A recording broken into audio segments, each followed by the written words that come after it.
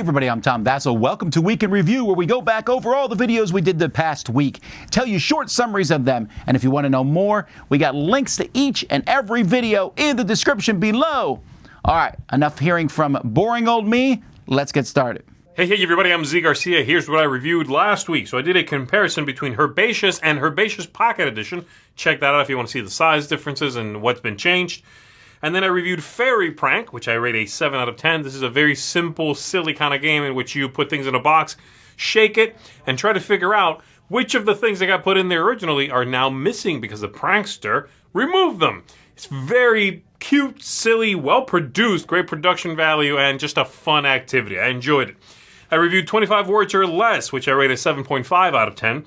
This is a party game in which you are trying to get your teammates to guess words on a card by giving them limited clues, and you are bidding on how many clues you can get away with saying and still get them to guess. It's neat. You gotta have the right group for this one. It's one of those games that could fall flat if folks aren't kind of livening it up, because it's not in the box. You kind of have to bring that fun, that energy to the table yourself. But when you've got the right group, this one's going to sing. And then lastly, I reviewed with the rest of the guys Summer Camp, which I rate an 8 out of 10.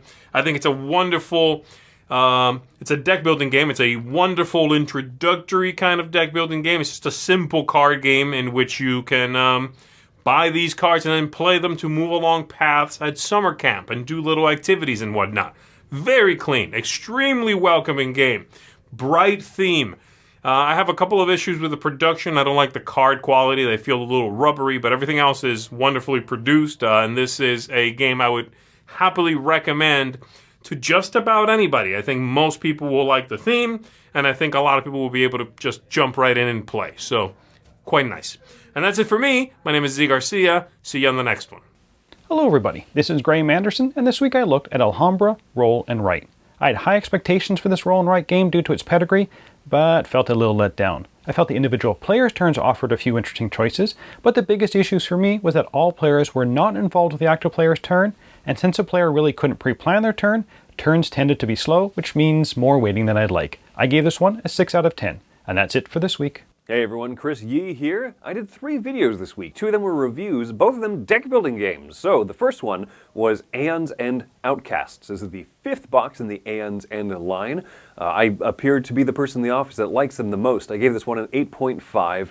I think this is a really neat expansion. If you're 5 boxes in, you know what you want out of Aeon's End. This one gives it to you. I don't think it's as good of a jumping in point. I would still recommend Aeon's End Legacy if you're looking to get into the series, but this one, more cards, more heroes, more nemesis, everything. Good package. Next up was the Foursquare's review of Summer Camp.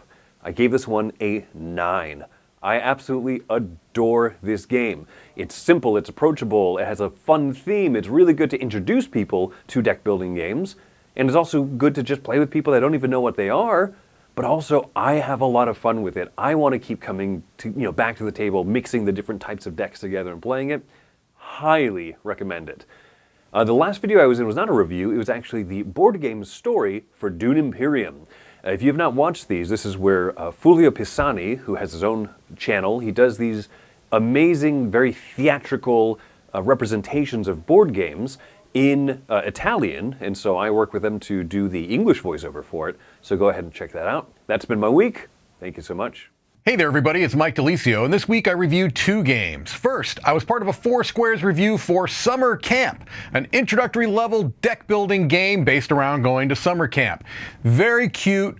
I think that it does what it's trying to do very well, which is basically be an introductory, welcoming type game. It's being sold at mass market stores. While I enjoyed it, I gave it a 7 out of 10. I recommend it. I don't know that it's going to be my go-to intro deck building game. I still think that Quest for El Dorado is probably my go-to there, but it still does a lot of things very well. Great art, nice components overall. I do like it and recommend it. Then, I also reviewed the solo mode for Ruination, which includes the World That Was expansion. I really did enjoy this solo mode quite a bit. I feel like they took a unique approach to the design where it keeps the core mechanics of the multiplayer game intact, but yet still provides for a unique experience for the solo gamer. Not a lot of troops on a map type games for solo gamers, so I'm glad to see more out there. Well, that's it for me this week. Let's keep it moving. Okay, so first of all, I took a look at Deep Dive. This is a kids game about diving, pushing your luck. Pretty good. Teaches kids how to press their luck in games. Hunt It. I like the theme of this one. It's essentially Die Hard, the first movie in a solo game. There's a lot of cool aspects. I like the artwork. I like, how that game plays. But it was just a little too lucky for me. Then we have Doughnut Dash. This one has some really interesting ideas. It's a low quality production, but has interesting ideas. It's just that the best part of the game was the middle part, not the ending and the beginning. Summer Camp. We all took a look at this one. It is a very much welcoming games, jumping into type of deck builder. It's a game I'm thrilled that's at stores. I don't know that I want to play it all the time because it's really, really low key, but it's simple and easy to play. Trails. Well, I feel pretty much the exact same way here about Trails. Another simple and easy game. In fact, both these games are widely available for basically the general populace might find them and play them, and I think that's great. And Trails, which is in the Parks kind of series of games, a simple collect resources, turn them in for cards. Juicy Fruits. This is about actually fruit, and it has a neat sliding mechanism as you slide tiles around to get fruit. I like it a lot. It's very chunky pieces. The kids and I took a look at a couple of dungeon crawls that are also quote-unquote roll and writes. First is Paper Dungeons. This one has a very Euro style to it where you roll dice and move around. It's very mathematical, lots of really deep, crunchy choices. And then Doodle Dungeons, which is much more thematic, and you actually feel like you're going through a dungeon, or you're actually making a dungeon for a hero to come through, but there's more drawing involved, and it's not as good of a game maybe, but it's a stronger thematic one. They're both good, but they're very different. The Key Murder at Oakdale Club. This is the next in a series of the Key games from Haba. I really love this deduction series. It's really well done. And then the Meadow. Wow, the Meadow. I mean, this is an 8.5 at this point, but I might make this a 9. That's how much I like this. Incredibly strong theme, good mechanisms, beautiful artwork. It's just a phenomenal package all around. I also took a look at some more shelves in the Dice Tower library. We did our top 10 two-player casual games. I did 5 more great games with Ron. We did a crowd surfing, a look back. There's other videos.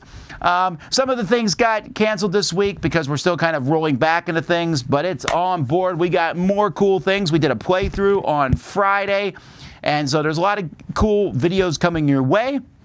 Anyway, this has been Look Back, though. Not Look Back. This is Week in Review. Thanks so much for watching. Until next time, I'm Tom Vasel, and you're on the Dice Tower.